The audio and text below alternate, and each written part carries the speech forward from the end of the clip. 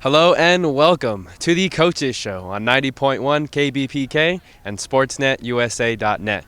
I'm Noah Alvarez, and I'll be joined alongside Ryan Osborne and Victor Vasquez as your Fullerton Hornets are 2-3 on the 2019 season, coming off their bye week.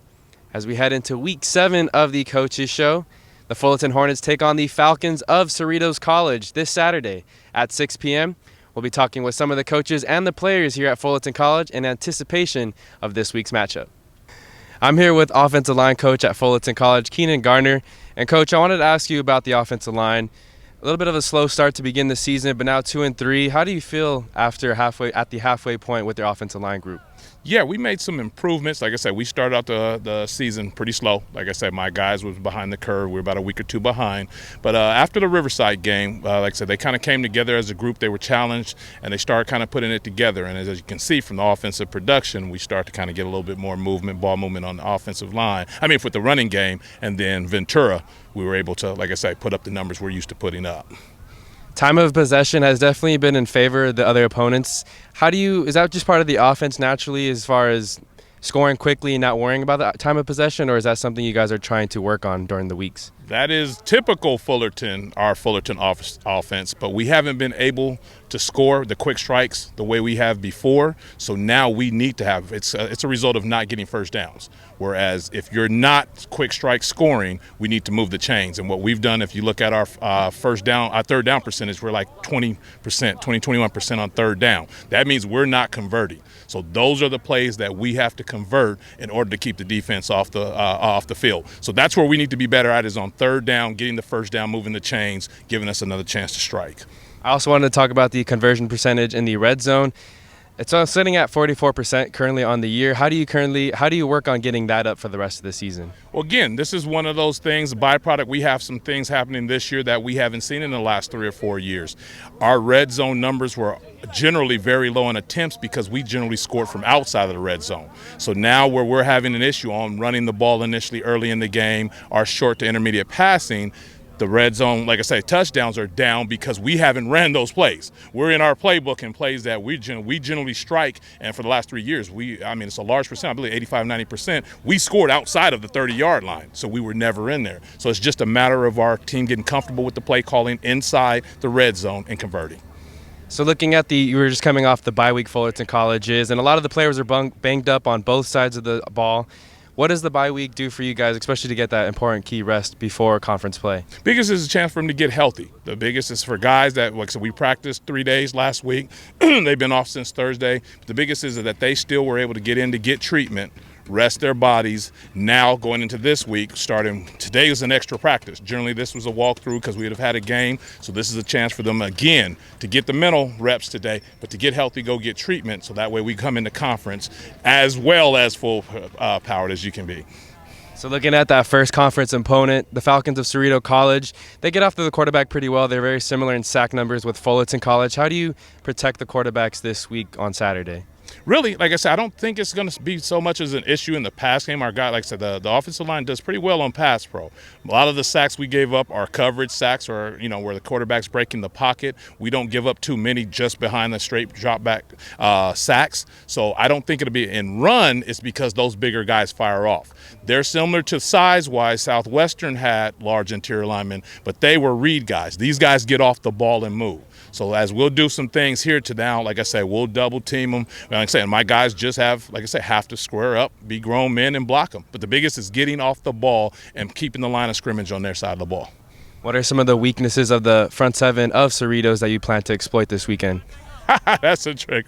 I think we have some opportunities to attack the linebacking position. I think there's a couple spots in there that where if we man up and have our assignments and get it to that second level, I think we should have the advantage blocking against their second level guys. All right, thank you very much for your time, and best of luck this weekend. All right, thanks.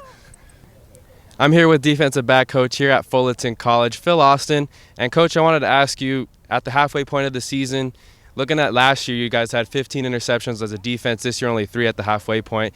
How do you get that defense to create more turnovers as the season progresses? Well, interceptions are tricky. When you play a lot of man coverage, you don't get so many. When you play zone, you get a lot more. So we've been trying to play a little bit more zone to force turnovers. But to be honest, the quarterbacks have done a good job. The guys that we played seems like they play their best game against us and don't take too many chances down the field. So you get a lot of the quick game. They're worried about the pass protection, so they're just getting the ball out quick on bubbles and quick game stuff. So not a lot of stuff down the field. So we haven't had a lot of opportunities, but it's not something that we really, a stat that we keep track of. I mean, if you're dropping a bunch, then you bring it up. But, the quarterback, if he's making decisions, sometimes you get picks when you shouldn't, and sometimes you get rewarded for bad behavior.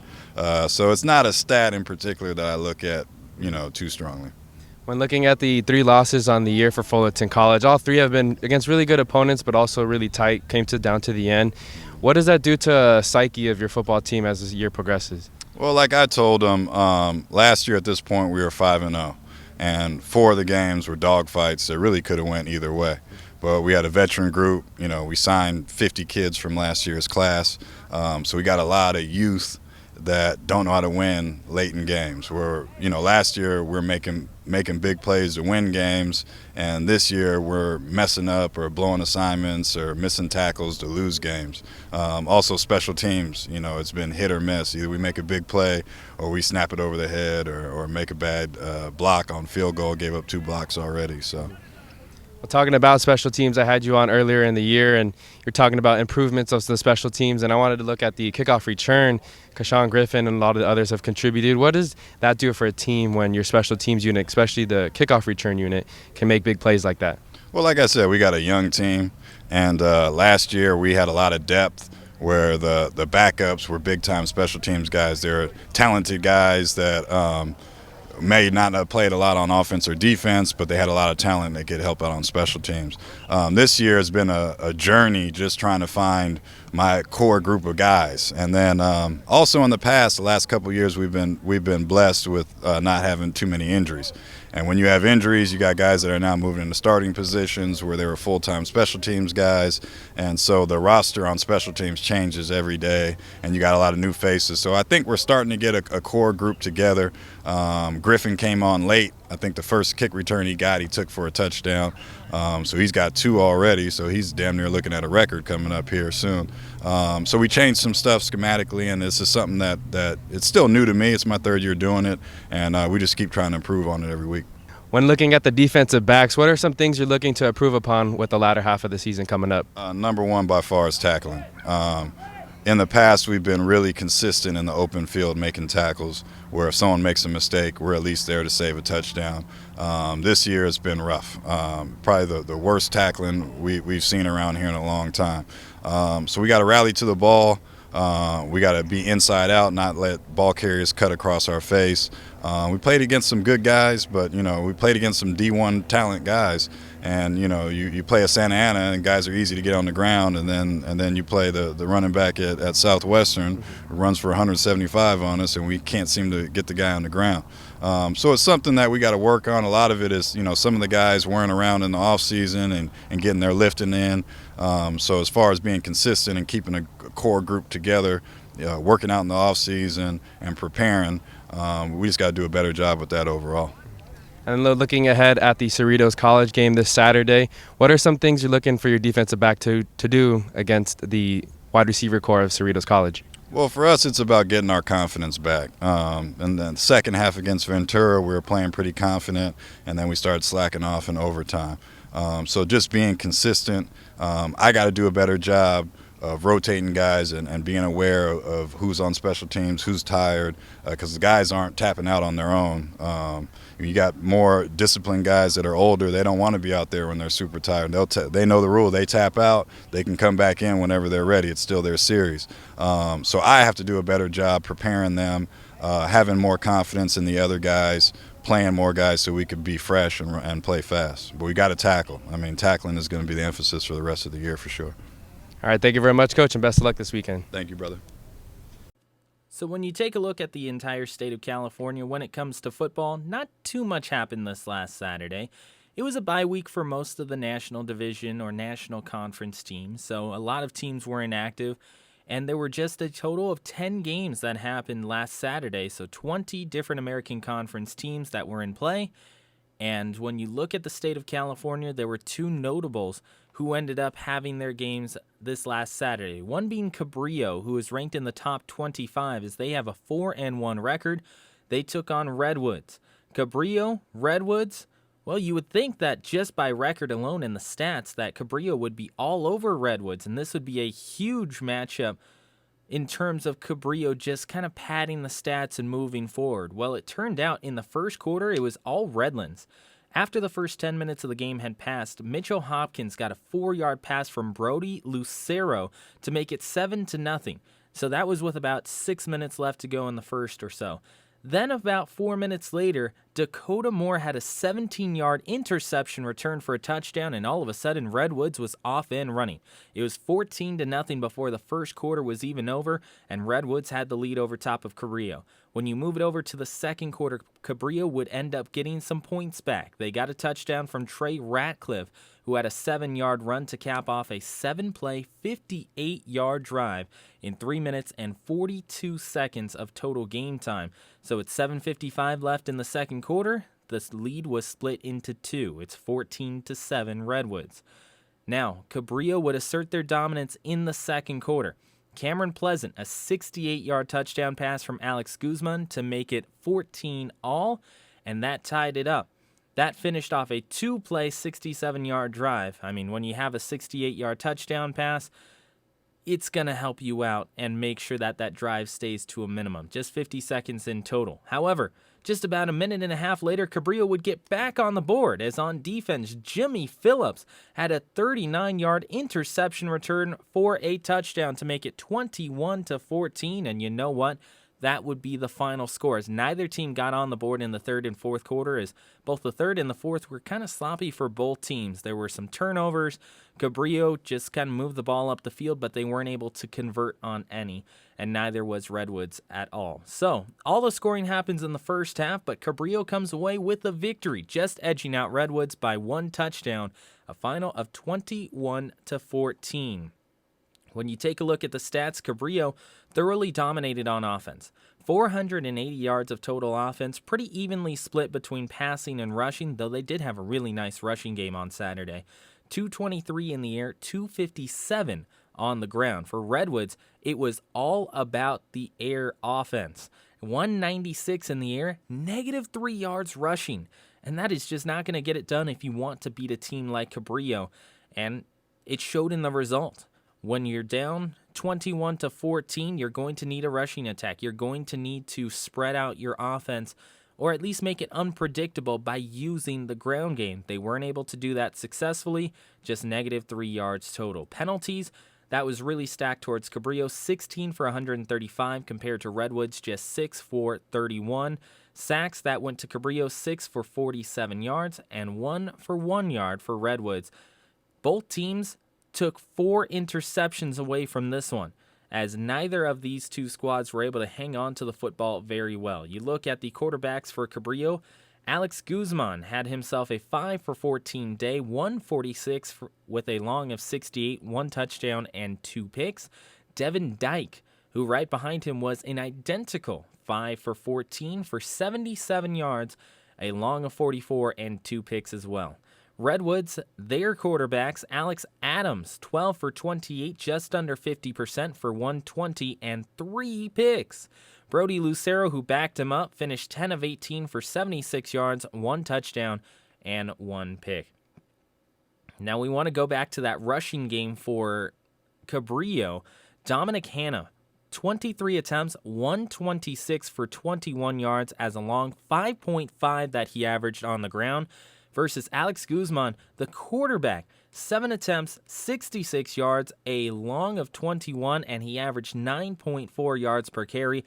That ground game was terrific. Cameron Pleasant, again, had that big 68-yard touchdown pass, or at least touchdown reception. He finished with 7 receptions for 196 and 1 touchdown. So that ends up being it for Cabrillo and Redwoods, and Cabrillo would take home the victory by a final score of 21-14.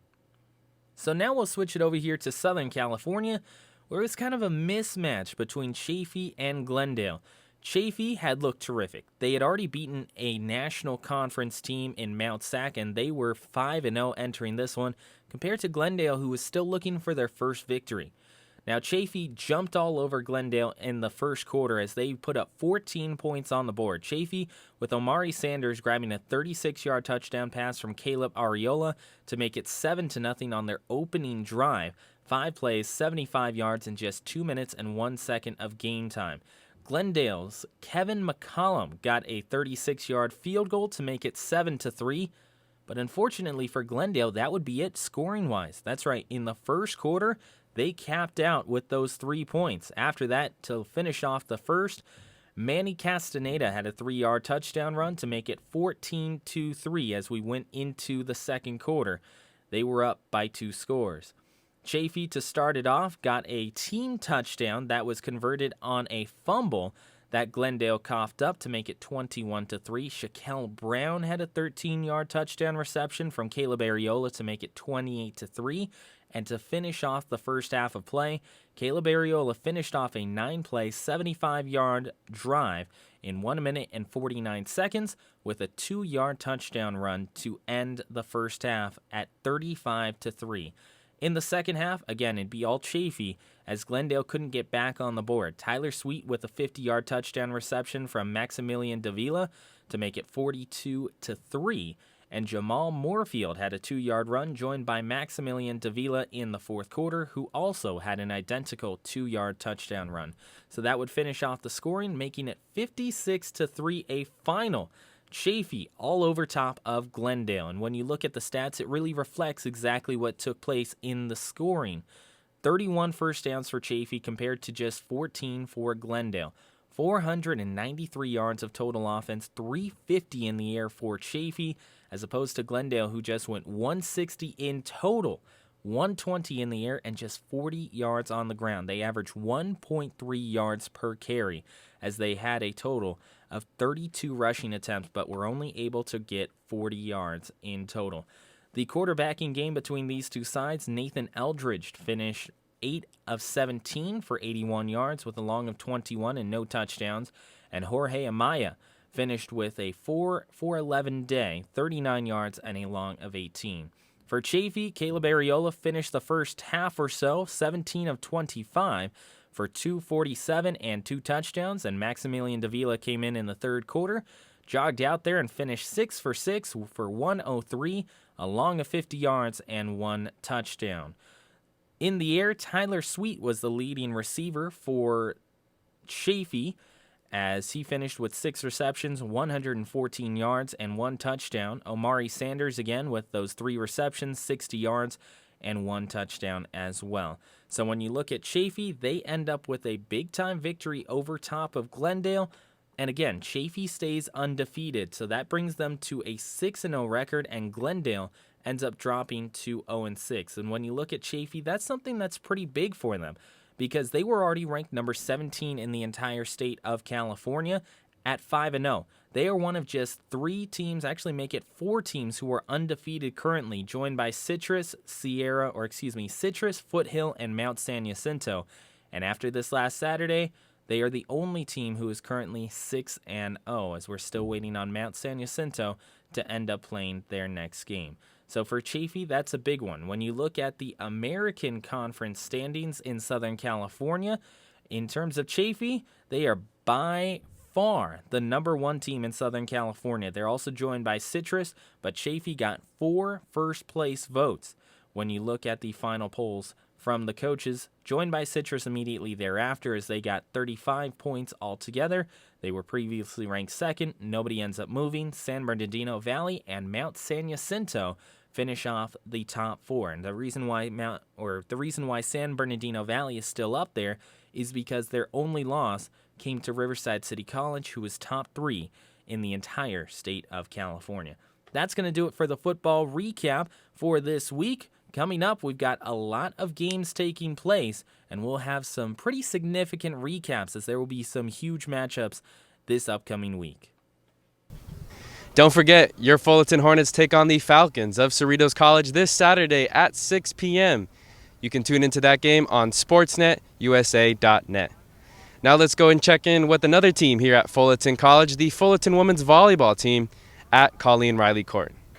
I'm here with volleyball coach Philip Tomacic, And Coach, I wanted to ask you, 10-6 on the year, and the last time you guys were home, you guys were against Long Beach City College. You lose that game, lose 2 more after that, but then go on to win 6 straight.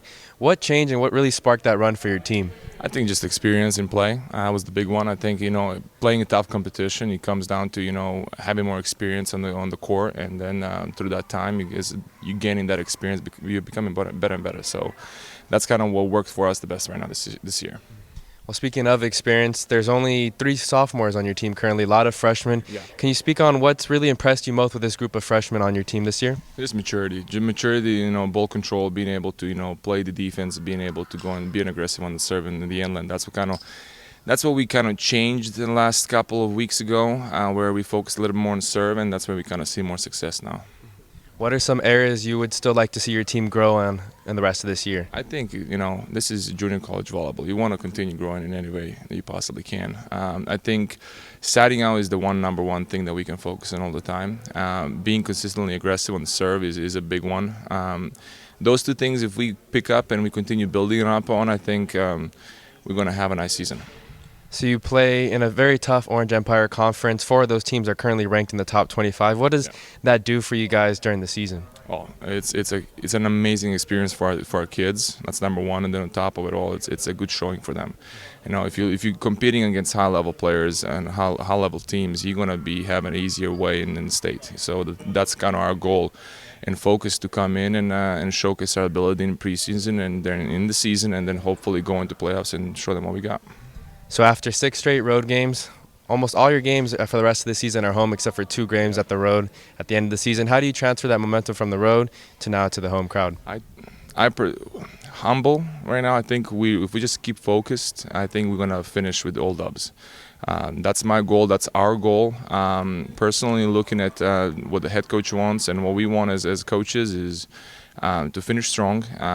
Don't let the ball drop, and treat every moment as the most important moment of our season. So with that being said, I think our number one focus is to win every single game as best as possible, and then finish with a dub against IVC. When looking at that opponent, IVC, you guys lost to them earlier in the year. They're currently the number 1 ranked team in the state right now. What makes them so special the last time you guys played them? It's just ball control. They do not make any mistakes. You need to put the ball away. That's kind of the biggest thing, and that's what we became better at. We're better. We're a different team now. And I wouldn't say that we're a better team, but I think we can be a better team. And they're coming to us this time. It's not going to be a piece of cake for them. They're taking us seriously, that's for sure, but we're already preparing for them, and every single game is a preparation for them. So I think we are ready. Next week they're coming over here. I cannot tell you how excited I am. All right, thank you very much, Coach, and best of luck this season. Appreciate you.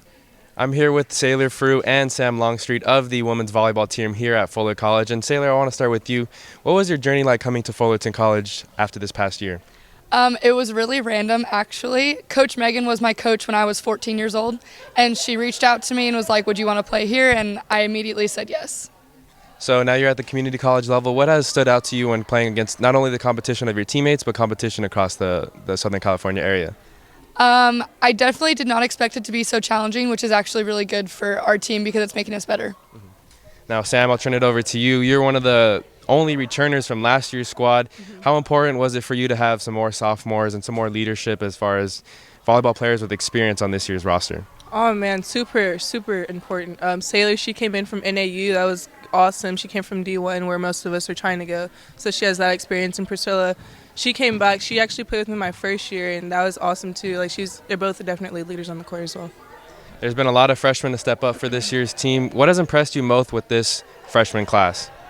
The maturity level of them is on and off the court. They're awesome. So I'll go back to Sailor. And Sailor, you were coached by Megan Glennie earlier in your volleyball career. What did you like most about her coaching style? When she coached me when I was younger, she was still at CBU playing, so she was super energetic. She was younger, so obviously that drew us to her, and so she was always just one of my favorite coaches. And then some of the assistant coaches with Coach Cecilia and Coach Phillip, what do they bring to the table as far as the coaching staff as whole? Coach Phillip says he's the good cop and Coach Megan's the bad cop, but I think that they all bring a good level of talent because they all have a lot of experience and they all understand what we're going through as a college transition student. So Fullerton's currently on a 6-game win streak, especially all those games on the road too. What's the toughest part about keeping a win streak like that going on the road? The environment. Some gyms have higher ceilings, lower ceilings. Some are like more hot, more cold. But I think that we all pull it together. Like it doesn't really affect us. So now that 6 of your last 8 games are on here at Fullerton College, how do you use that momentum from the road game win streak to carry it over onto the home court? Man, just the energy. Our energy is amazing, and our chemistry team-wise. We just are together as one. We're a big family, and it's just amazing, honestly. So I wanted to ask too about your Orange Empire Conference opponent, IVC. One of the only losses, or the only loss in conference play this year. How do you guys better prepare for them next time when they come across that? We've played them once, so we know how we can play against them, but we also know what we need to do in order to play better and be more prepared for them. All right, thank you very much for both of your time. Thank you. Thank you so much. Yeah, of course. Now we'll be tossing it over to Victor Vasquez, who will be talking a little bit more about the tutoring center here at Fullerton College. Hi everyone, my name is Victor Vasquez and I'm at the Coaches Show. Now most student athletes are currently in the middle of their season trying to progress and help their team out as much as they can, but they also have to focus on their academics during this semester. And one of the things that Fullerton College offers is the Tutoring Center. So today we're going to discuss a little bit more information about what that resource can provide to many student athletes here at Fullerton College. For many student athletes that attend community college, their goal is to move on to a 4-year school, obtain a scholarship, and hope to play professionally in the sport they love. The one factor that often gets overlooked is the student of the title student athlete. Certain collegiate athletes put in about 20 hours or more of their time for the sport they play, which includes practice, travel, and actually playing the games. You add in the class schedule that the athletes must attend, the various homework, quizzes, and exams they must study for, as well as the athlete's personal life, and things become a bit more complicated. You factor all these attributes and you begin to see why it is tough for certain student athletes to be successful in academics. Some of the consequences that student athletes face for poor academic performance is ineligibility in the sport they are participating in, as well as losing their academic scholarship for continued below par grades. For community college athletes, poor academic performance hurts their chances of being able to move on to a 4-year college and continue their education and athletic career. One statistic that most college athletes don't consider is the fact that only 1% to 2% of all student athletes actually move on to play professionally, which leaves the remaining 98 to 99% of college athletes having to figure out their future outside of athletics. If student athletes are not prepared, they may be left reevaluating their lives and determining what is the next chapter. This 98 to 99% statistic alone should prove to all student athletes why academics must be a point of focus throughout their time in school and should help them prepare for a backup plan when their college careers have ended. Academics affects the futures of students and student athletes alike. Fullerton College provides many different opportunities to improve and excel in academics, and one of those ways is the Fullerton College Tutoring Center. Established in 1976, the Fullerton College Tutoring Center has helped thousands of students reach their academic goals. The mission of the Tutoring Center is to assist students in successfully completing their courses and improving their learning skills. This endeavor is accomplished through peer tutoring and expert tutoring. Tutors share the knowledge of the subjects with students, explaining difficult concepts, giving examples, and serving as a sounding board to illuminate problems. Tutors provide encouragement, inspiration, motivation, and confidence to students, enabling them to keep a positive attitude and succeed in their courses. The Tutoring Center provides walk-in tutoring subjects such as accounting, biology, math, and more. For subjects more specific such as art, history, philosophy, political science, students must make an appointment in order to attend the Tutoring Center. During the fall 2019 semester, the Tutoring Center will be open Monday through Thursday, 9 a.m. to 8 p.m., and Friday, 10 a.m. to 2 p.m. If students are not able to make it during those times mentioned, they may access Smart Thinking, which is a free online tutoring anytime, anywhere for Fullerton College students. Smart Thinking has live tutors available 24 hours a day to help students with any questions they may have. The Tutoring Center's ultimate goal is for students to become independent learners with an interest in lifelong learning. The Fullerton College Tutoring Center is located in room 806 on campus and can be contacted at 714-992-7151.